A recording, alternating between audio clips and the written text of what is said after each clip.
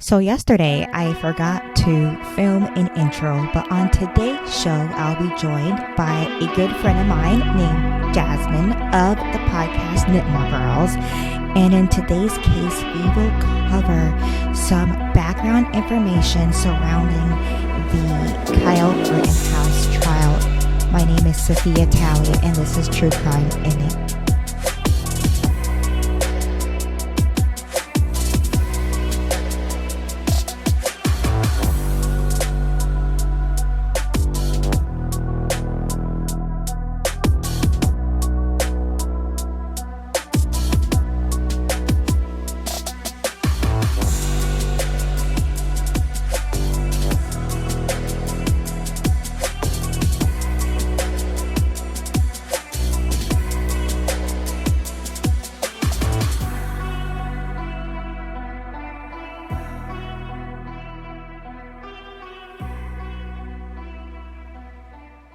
On August 23rd, 2020, in Kenosha, Wisconsin, Jacob Blake was in the midst of a domestic dispute with his fiancée, Lakeisha Booker. The couple had 3 children together, but Jacob was abusive, resulting in Lakeisha calling authorities, accusing Jacob of sexual assault. So on August 23rd, police were already familiar with Jacob. They were familiar and worried that he may be a danger to the people around him. At the time, though, Jacob was trying to stop an argument between 2 women amongst a small crowd of people. Rayshawn White, who watched this unfold from his apartment complex, says that the police kept yelling at Jacob to drop the knife. But Rayshawn quotes, "I didn't see any weapons in his hands and he wasn't being violent." Police, though, have a different story. They say Jacob had one of the officers in a headlock at one point, and that resulted on him being tased. Despite this difference in story, what happened next was very clear. Jacob turned to his vehicle. He started to load one of his 3 children into it. And as he had his back turned, Lakeisha panicked and yells, "He got my kid and he got my keys." Also at this point, police thought that he was getting ready to stab them and kidnap a child. And so as Jacob had his back still to the officer so he wasn't facing them, Officer Rustin Shesky grabbed him and fired 7 shots towards his back. Jacob wakes up in a hospital. He is paralyzed from the waist down. He has gunshot wounds in his stomach, kidney and liver, and they had to have his colon removed. So he's beaten up pretty badly, as this was pretty close contact shooting. He was on death's door, but at this point, police had him handcuffed to his hospital bed anyway, which is insane. And you can tell me that this is protocol, but I actually spent too much time last night reading the Kenosha, Wisconsin booking procedures because I couldn't find anything on it, and I had to read through their handbook. And restraints such as handcuffs are recommended, but all an officer really have to do is keep an eye out so that way everyone is safe. They don't need to be restrained. But anyway, handcuffing a man who's on the brink of death is just inhumane. I just believe that every human has a right to a humane death, but that topic is for the next episode. He died? Okay. No, but they thought he was dying. Despite his injuries, Jacob survives. He is thoroughly traumatized and is in a lot of physical and mental pain, but he survived. And FYI, I'm not saying that Jacob was an outstanding citizen, father of the year. He does not sound like a good person, but despite someone's moral compass, they still deserve to have their day in court, not shot in the street like an animal. The aftermath of this case, is typical for the U.S. All officers were placed on administrative leave during the investigation, but by April 2021, Officer Shesky was back on duty full-time, wielding the gun that nearly killed someone. Meanwhile, Jacob's life is just changed forever. But this story does not stop at Jacob. We're going to go back to August 25th, 2 days after the shooting of Jacob Blake. The community heard about the shooting of Jacob and was rightfully furious, and so they began to protest. Now, at this time, there were protests happening across the country as part of the BLM, Black Lives Matter movement, in the wake of the George Floyd shooting. Every metropolitan area across the U.S. had a Black Lives Matter protest. Even my one streetlight town had one. It was everywhere. And because of this, some citizens in Kenosha felt that they needed to arm themselves against the protesters. And though the majority of the protesters were peaceful, a couple of days prior, there was a select few who used the protest to loot businesses and start fires and just cause damage to the neighborhood. And so the Kenosha Guard militia group was formed on Facebook. The militia's goal was to, and I quote from their page, which has now been taken down, to take up arms and defend Kenosha. Does Kenosha not have a police force? From what I heard just now, Kenosha has a police force. Therefore, they don't need a militia, correct? Sorry, I'm being intentionally glib because these things make me so mad. Well, and the reason why I was going to explain, because some believe that the police weren't doing their job when it was a peaceful protest for the most part. There wasn't really a job to do other than crowd control and to make sure people were safe. I saw the statistics. They were extremely safe and extremely peaceful.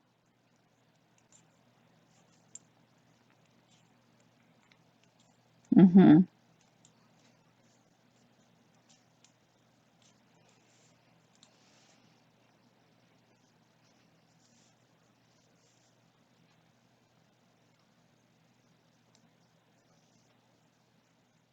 I mean, there's always a select few, but we have to realize that's the few amongst the many. And unfortunately, those are the loudest ones.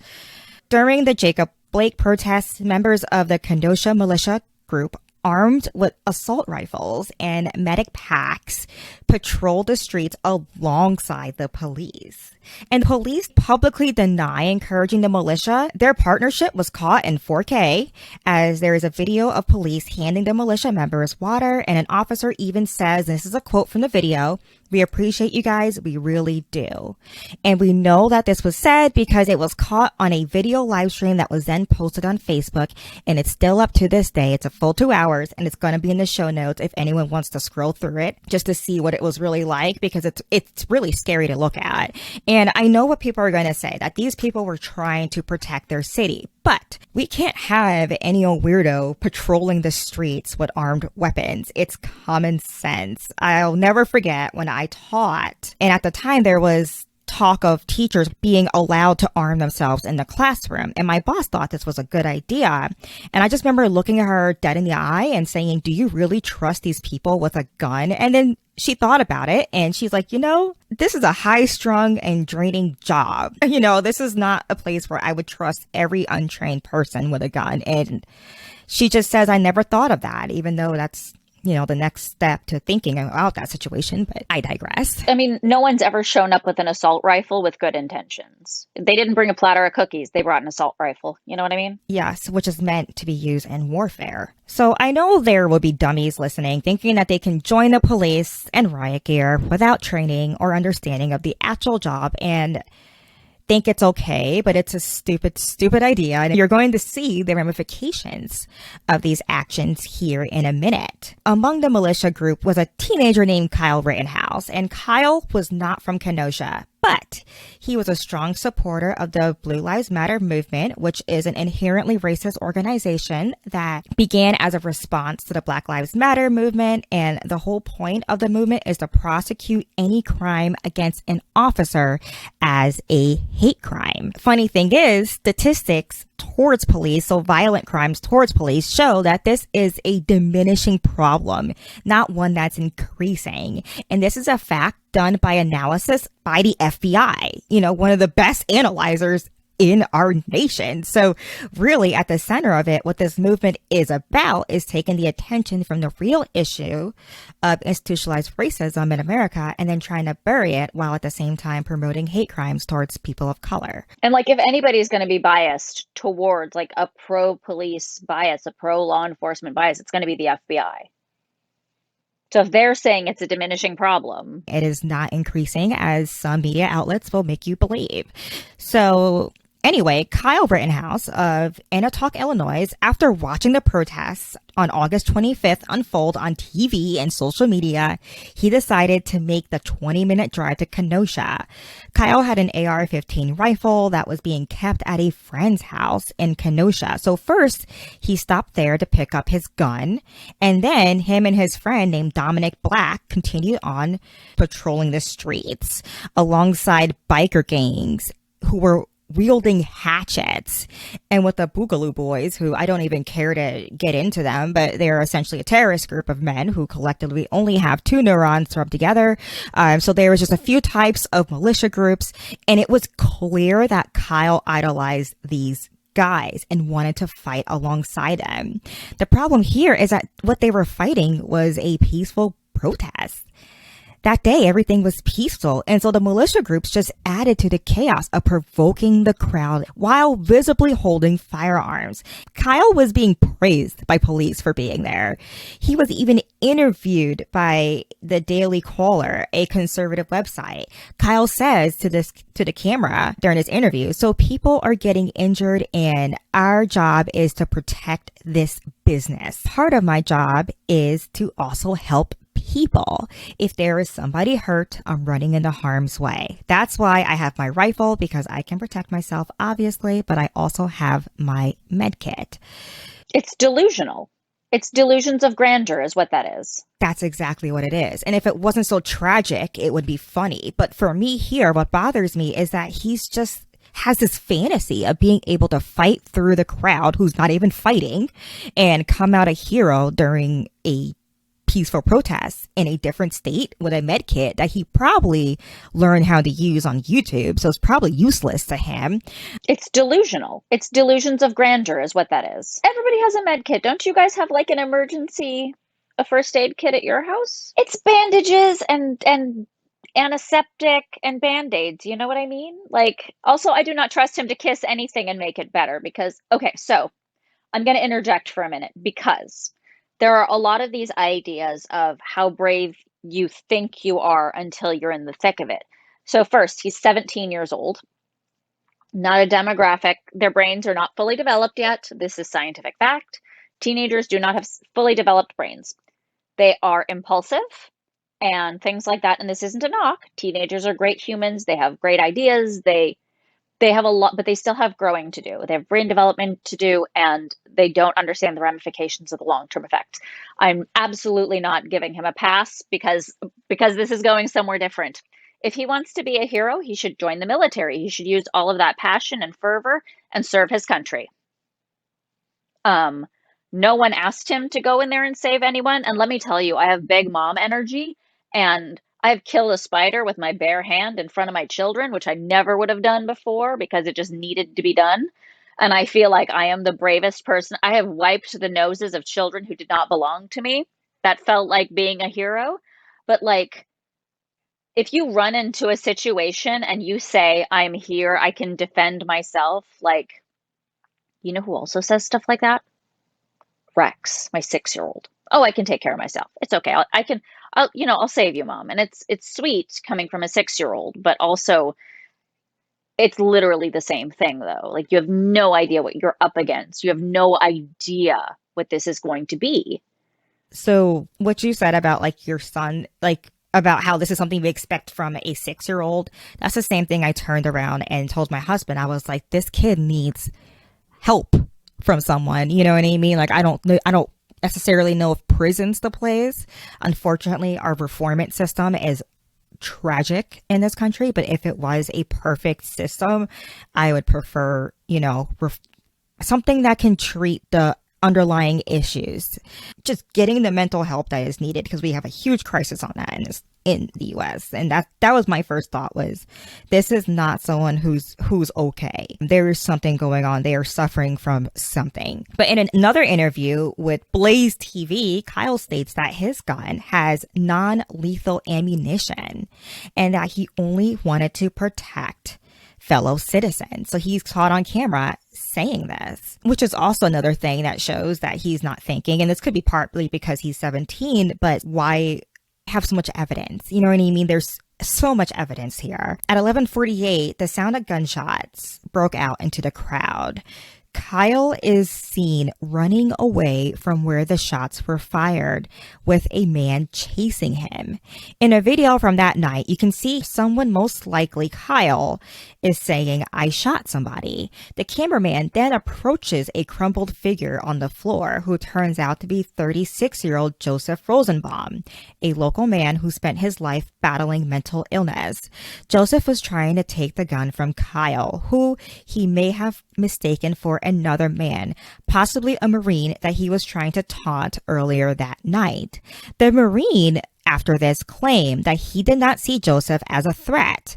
Kyle, though, shot this unarmed man in the head, and what he says was self-defense. A minute later, Kyle is still running away from a rightfully angry crowd. The crowd was yelling, "Get him! Hey, he shot someone, beat him up!" And during the chaos, Kyle trips. A man takes this as an opportunity to run up and jump kick him, and Kyle then opens fire. But remarkably, he misses this man. And also, another protester, Anthony Huber, is trying to disarm Kyle by hitting him on the shoulder with a skateboard.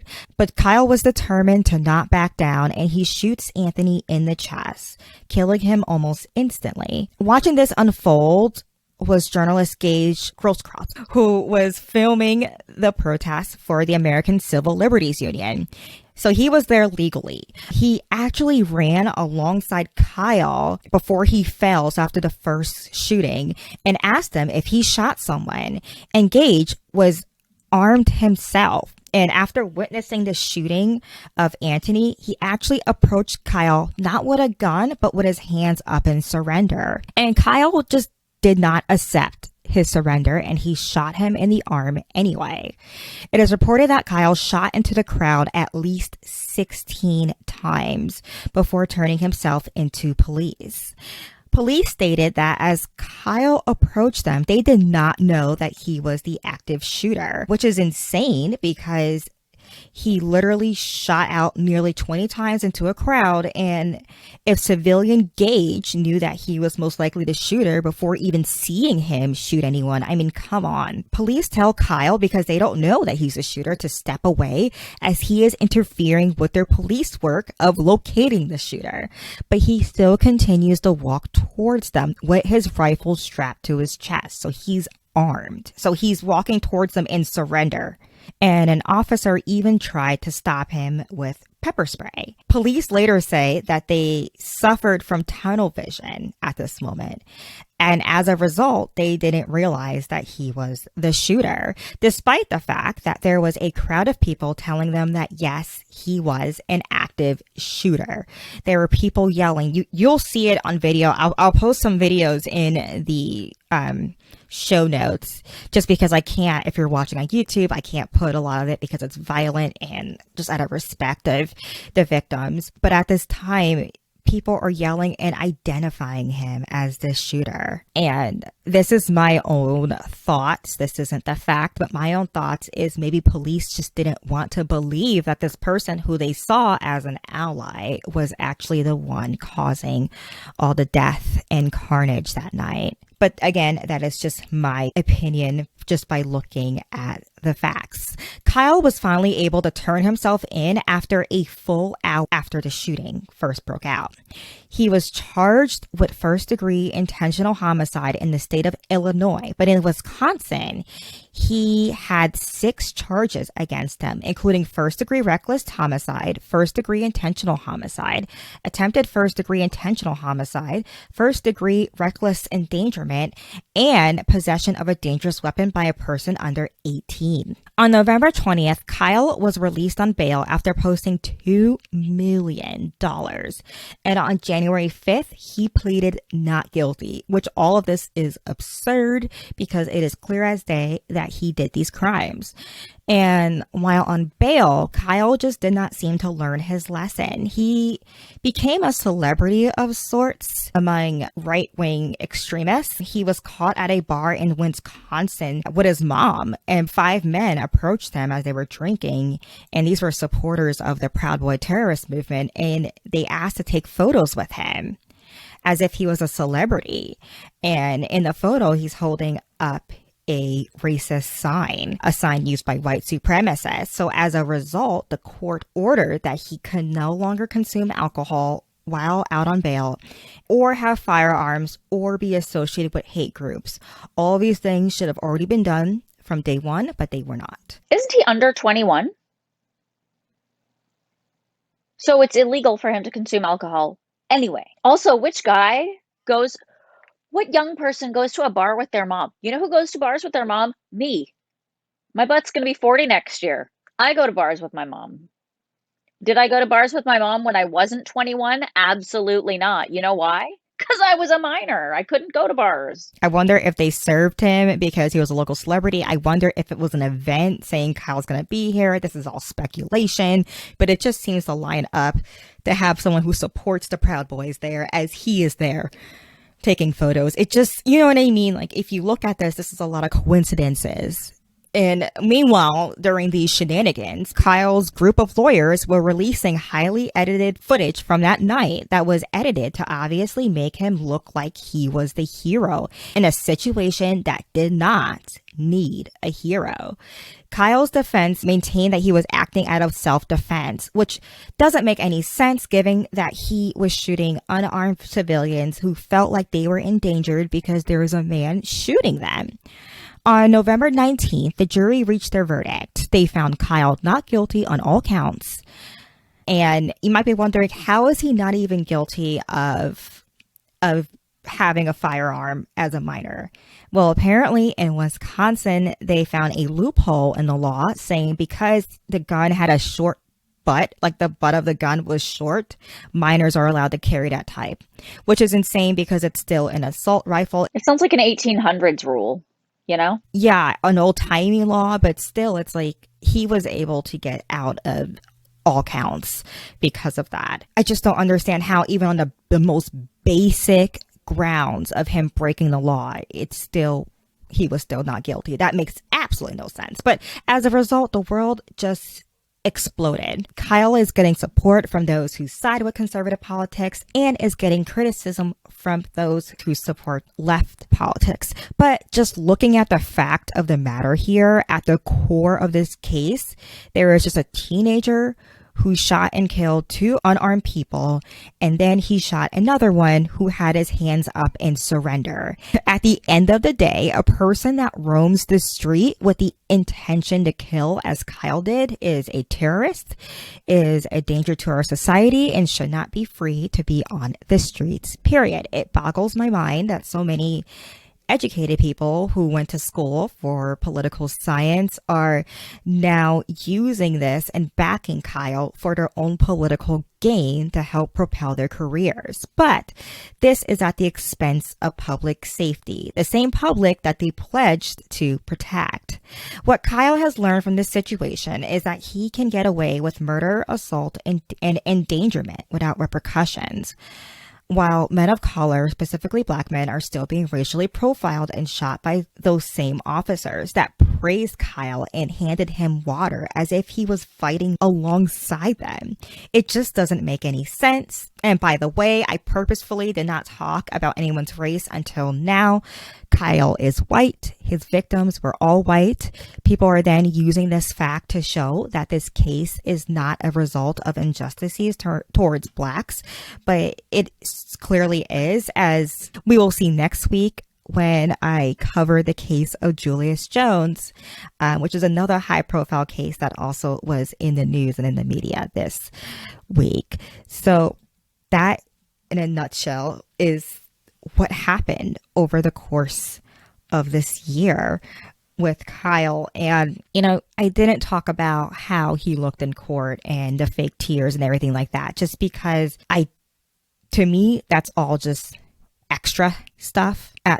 You know what I mean? At the core of this case, there are people here who are missing their families and people who are traumatized. And now this person is allowed to walk the streets and is able to do this again, possibly without any repercussions. So what is your thoughts? What I've learned over the last however many months this pandemic has been, because I've been watching a lot of true crime, is you can buy a lot of lawyer time if you have enough money.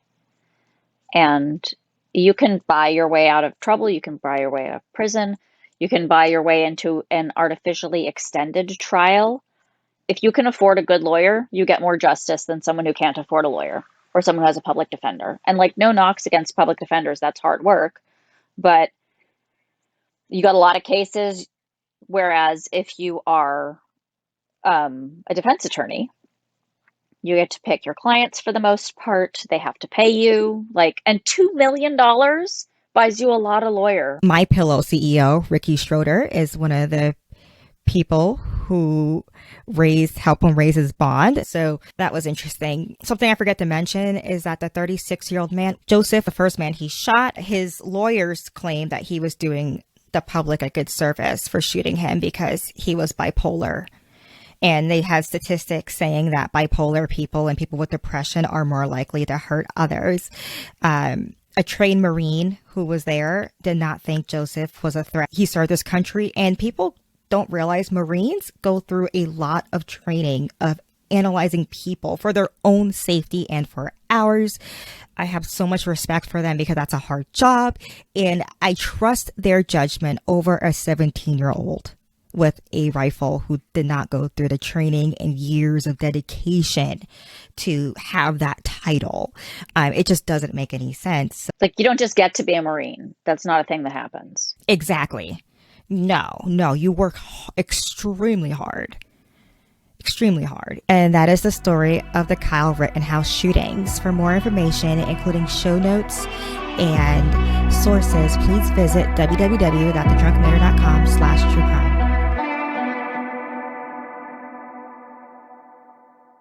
Before I close out, I just want to ask you one quick question for the knitter mission. What are you knitting? What am I knitting? Well, I was hoping to show you my rainbow gun, but it's in the other room. And I had to count, so I didn't work on that. But this is my L'Escargot Bleu wrap that I have been working on. This is my Zoom knitting. It looks like the sandworm thing from Beetlejuice, but here's the other color. Yeah, it's going to be really hot. Thank you. I'm loving it. No, here's the other color. That's awesome.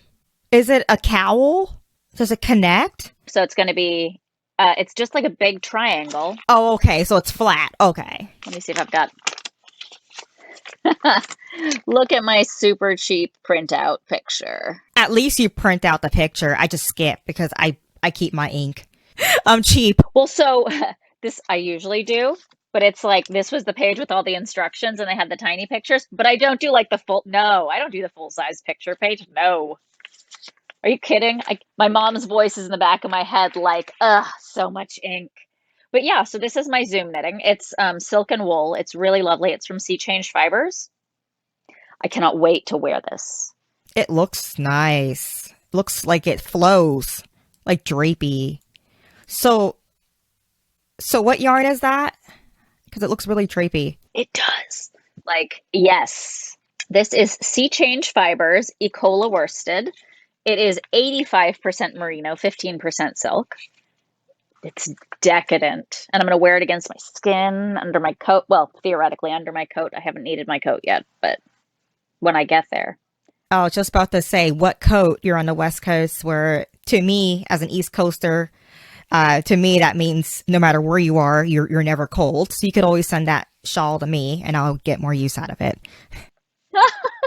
You know what? It would look beautiful on you. It would be stunning because it's got bold colors and like the orange would look so good on you. Can I tell you, I am dying over your t-shirt. Is it a t-shirt or a sweatshirt? Thank you. It's a sweatshirt that my belly's out. It's a sweatshirt that I cut. I'm not talking to the mic because for those who are not listening, those who are listening, I'm wearing a Drunk Knitter Craft Drink and Be Merry sweatshirt. It's in my shop. Link in the show notes. But this is my Christmas sweater because I never have time to knit Christmas sweaters because I'm too busy gift knitting. Not this year. I will be knitting on the machine. So that's what that shirt is. Are you doing machine knitting? Wait, did I miss something important? I'm a few episodes behind. Oh, no, it's not in the show yet. I haven't talked about my machine knits yet, but next week I'm going to talk about it because hopefully I'll be getting on those orders. I mean, those Christmas gifts.